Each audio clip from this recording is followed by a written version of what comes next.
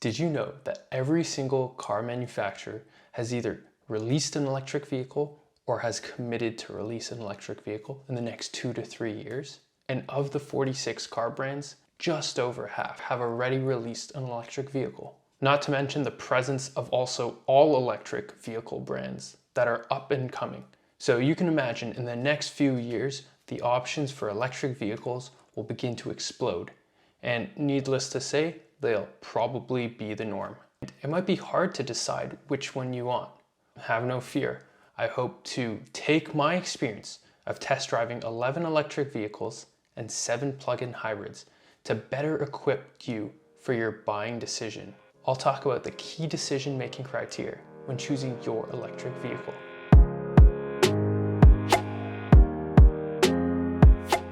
So first, to give a little background, I test drove a lot of these vehicles when I was first considering my car, and then a few throughout the time when I was waiting for my car, and even beyond that, just to see what has come out on the market and to be able to speak about it. Quite a bit has actually changed within the past 2 years, so I'm excited to talk about how the landscape is shifting and where it might go in the future. So first, let's get it out of the way right at the beginning. What are the 11 electric vehicles and 7 plug-in hybrids that I test drove? I've broken them down into 3 key categories based off body type. So there's SUVs, sedans, and also compact / subcompact vehicles. I'll also be mixing in the electric and hybrid cars, but we'll mostly be focusing on the electric vehicles when I talk about some of the key considerations.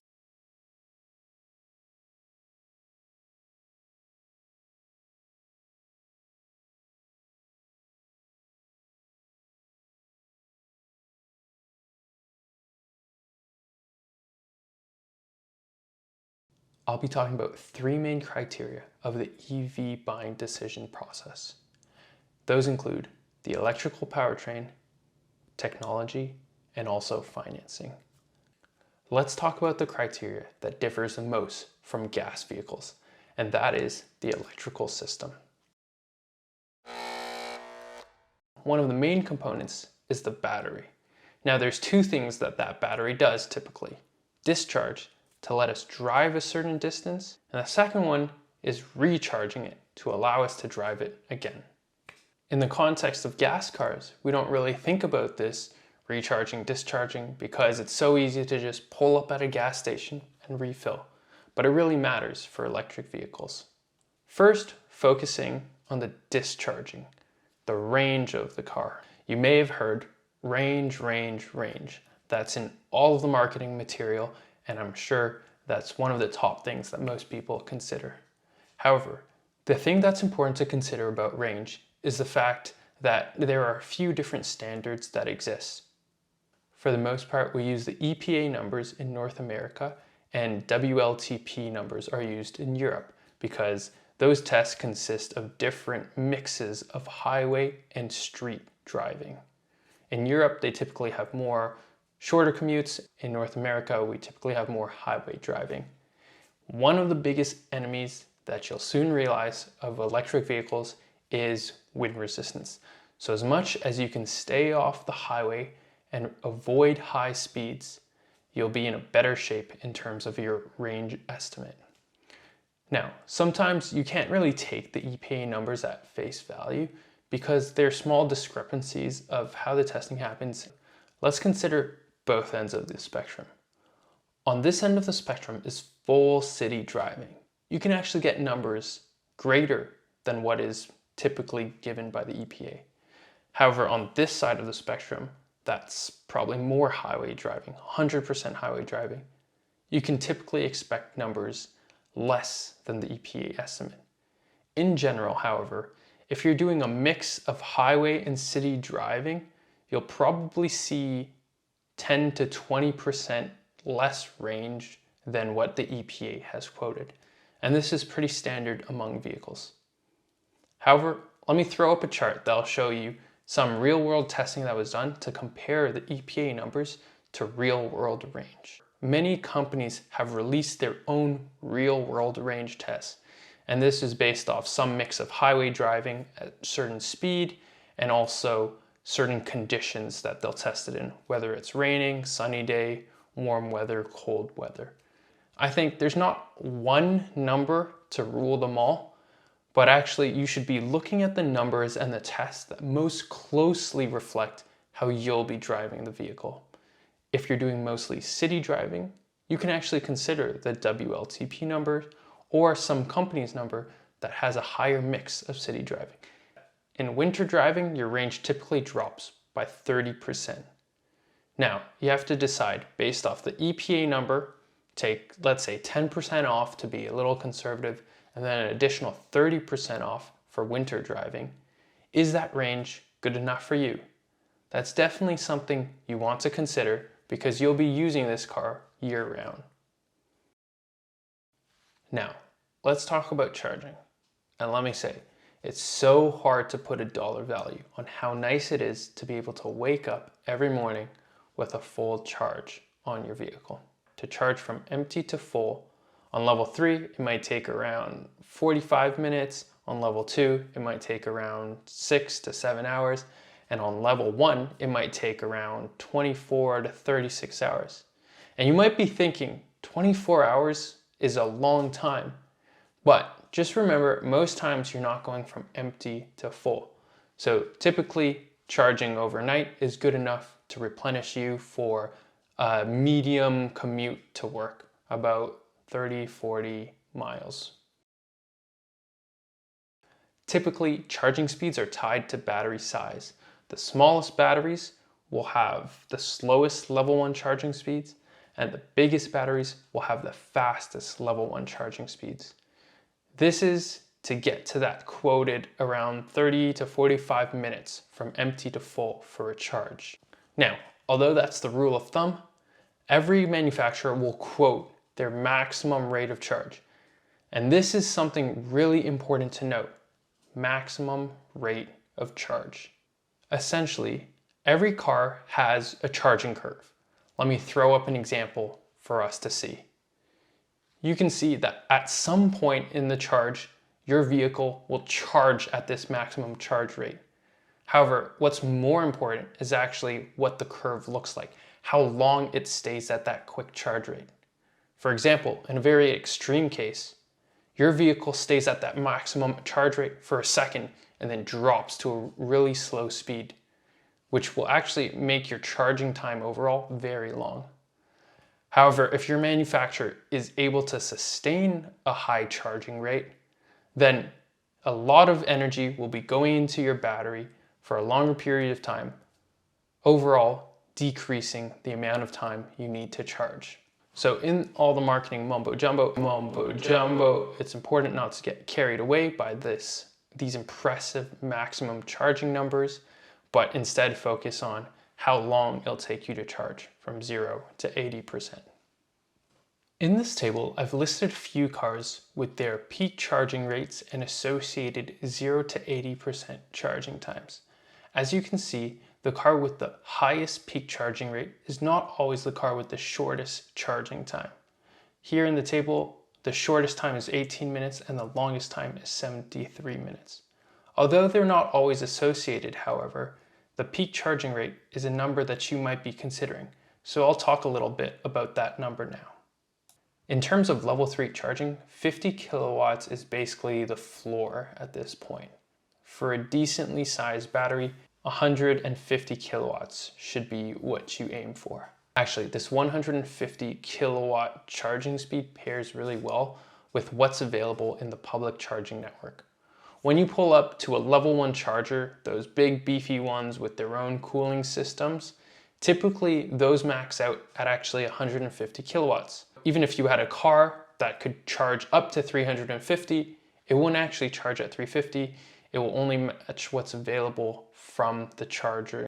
Now, I'll briefly talk about level 2 charging speeds. However, they're typically not the make or break here because you'll be charging on level 1 for road trips. But it's good to know when you're stopped at a shopping mall that provides level 2 charging, or you're installing something at your house. There are also different maximum charging rates for level 2. So the highest currently is around 11 kilowatts, and somewhere a little lower, but more standard is maybe 7 to 8 kilowatts. Those are the two main factors in your battery: how far you'll go on a charge, how long it takes you to go again. However, I want to talk about the point of efficiency. Imagine two cars have the same 400-kilometer range. However, the more efficient car uses a 90 kilowatt hour battery to drive that 400 kilometers, whereas a less efficient car might take a 100 kilowatt hour battery. This might not seem too important, but remember, you have to charge that battery up. So every time you charge up to drive the same distance, you're doing that extra 10 kilowatt hour charge. Based off the efficiency of the vehicle, it might factor into your cost to own the vehicle decision. So let's bring a lot of this electrical system talk together. We'll focus on three scenarios: your work commute, no charger at home, and also road trips. So in this case, commuting to work, you want to consider the total round trip distance, make sure it doesn't cut too close to your total range, and also what your charging options are, whether it's level 1, level 2, and what your maximum rates are, and if you can expect to get the charge back that you'll use to either get to work, or you can charge full overnight based off how long your commute is. The second scenario, no charger at home. I've actually had to deal with this for quite some time, and in general, based off how much you drive during the week, even with a shorter range electric vehicle, it might not be too bad. Let's say you have an electric vehicle with around 150 miles of range. Sometimes you can actually get by in your day-to-day with just charging once a week if you don't drive around too much, and then finding some weekend charging option, whether it's a level 2 at some shopping mall or a level 3, and you go there and sit there for a bit. So in this case, this is where charging speeds might matter a lot to you in terms of how long are you willing to wait at that level 3 charger. Well, most times you can just plan ahead, go do some work, do some reading, listen to some podcasts. However, this is something you'll want to consider and how long you're willing to wait. Now, in terms of the range, this will determine how many days you can go without charging. And I would say only being able to go 1 or 2 days based off what you do during work, after work, is a bit painful if you don't have charger at home. But if you can last a week, then it's somewhat manageable. The last scenario is a road trip. For the road trip, you'll really want to think about your range. Let's say you're going around 60 miles per hour. You'll want to consider, based off the total range of that car, how many hours will you be driving for? In your typical road trip, if you're driving a gas car, how long before you stop? If you have to stop twice as much because you're driving an electric vehicle, that's something that might make your experience less fun, so something you'll definitely want to consider. You might consider taking a look at some of your potential road trips and what the charging options along the way are. The level of charging, the speed of charging, and then you'll ultimately want to consider how long you're willing to wait. Your range and charging speed combined can turn a road trip from business as usual to a real pain in the you-know-what. Map out a few scenarios you might use your electric vehicle and think about what the experience might look like. Generally, it's more about planning. I'll talk more about that in my Living with an Electric Vehicle video in the future. Okay, let's talk about technology. There's a fair bit of overlap in this category between electric vehicles and gas cars. A few things that are electric vehicle specific include vehicle-to-load charging, the ability to use your car's electric battery to charge other appliances, such as plugging in a hairdryer, actually plugging it into your home to power other things during a power outage. Vehicle-to-load, or VTL, are one of the new pieces of technologies in electric vehicles that can change how we manage our power consumption at home. One of the other things to consider is a heat pump. A heat pump allows us to take excess heat generated from the battery system in order to either optimize the temperature of the battery or warm the passengers in the cabin. Now, this is mostly important in cooler climates, places where there's maybe snow. So if you live in a warmer climate, then you can just ignore this one. Now, for some of the categories where there is overlap, that includes over-the-air updates, also self-driving, and car apps. In terms of car apps, you want to take a look at whether the car app serves the purposes you want it to or not. In the context of electric vehicles, typically the bare minimum is the car app should be able to tell you the state of charge of the battery. That's really important, so you don't have to constantly go and remind yourself how much charge you have left, but you can simply check through your app. In terms of over-the-air updates, each company is doing this a little differently. There's two main types of over-the-air updates, mostly software-based in order to update the actual infotainment system, or firmware-based, which actually allows you to update the driving dynamics of the cars, performance, other lower level tweaks that will prevent you from having to go into multiple service appointments if there's an issue that arises. Finally, let's unpack autonomous driving. There's actually 5 levels of autonomous driving, 1 through 5, starting with the least amount of automation in level 1 and the most automation in level 5. The bare minimum to hit level 2 is actually active cruise control and lane centering. The difference between level 2 and 3 is mostly one of liability. Should the driver always be ready to take over control, or can you rely mostly on the self-driving system to manage tricky situations and warn you if there is something which will require you to take over control? This is why most systems actually are not level 3, because I imagine it takes a lot more government approval to get this through, and the shift in liability is not maybe something auto manufacturers want to take on. So typically systems will market themselves as 2.5, having more capabilities than level 2, however, not passing on the liability to themselves of being able to fully manage the driving experience. One of the autonomous driving systems that obviously has gained a lot of popularity is Tesla's full self-driving. And this is a 2.5 autonomous driving system. Other level 2.5 systems include Ford BlueCruise, GM Super Cruise, Nissan ProPilot Assist 2, Hyundai Highway Driving Assist, and Mercedes Drive Pilot. So as you can see, although Tesla really heavily markets their system, there's a few other systems that are extremely competitive to what Tesla offers, and sometimes even better. I know I've heard a lot of positive things about GM system and also Mercedes upcoming system. There are different financing offers that exist for these vehicles. For example, in the US, you get a flat 7.5K. In Canada, you get differing amounts based off the size of the battery. If it's a plug-in vehicle, if it's fully electric, then you get up to $5,000, I believe. It's important to consider the incentives that exist in your area. In my area in particular, if you buy a used electric vehicle, you get an additional $1,000.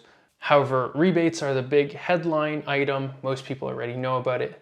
Another thing to consider is actually depreciation. As far as electric vehicles go, Teslas and Porsches are known to depreciate the least. In the future, you can expect the range of electric vehicles to increase up to a certain point. Elon Musk has already stated he believes there is some maximum value and we don't need to keep innovating, but you can imagine the same amount of range will get cheaper over time. If you have a very short range vehicle, it might not stand the test of time. In the financing, you should also consider the maintenance costs. Some dealers actually throw in free maintenance for a certain number of years for these vehicles.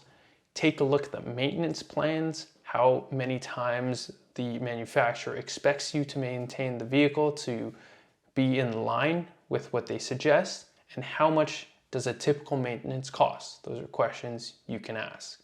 Now, the last piece is the purchase experience, and you might be surprised to how this plays into the overall financing.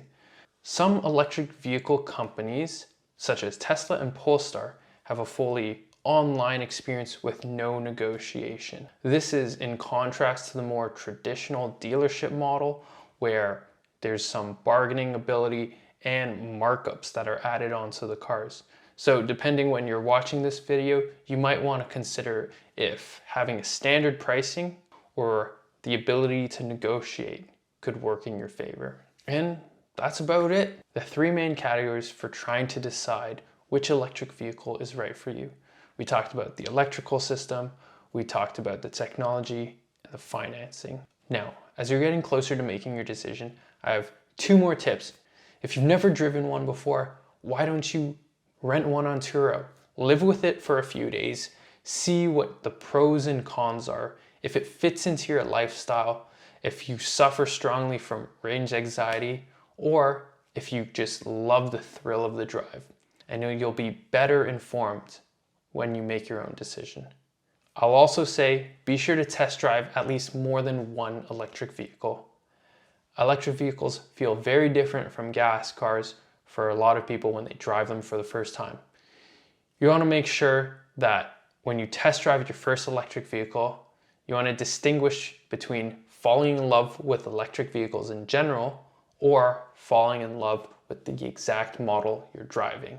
It's easy to get swept away in the excitement and associate that positive feeling with that first car you drive, but know that there are many exciting options with instant acceleration, cool technology, and a nice, smooth ride. So go forth, remember the main points we talked about, and I'll be sure to see you in my next video where I talk about the decision I made on my electric vehicle, and also a future video where I talk about what it's like to live with an electric vehicle. I'll talk about some of the pros, cons, some stories of needing to get a tow, and then also some of the best experiences I've had with my electric vehicles so far. I'm excited to continue this journey with you all. If you want to join me on this journey, be sure to leave a comment, tell me how excited you are. I really appreciate feedback and will continue to improve to give you the best video content. Don't forget to like and subscribe. See ya!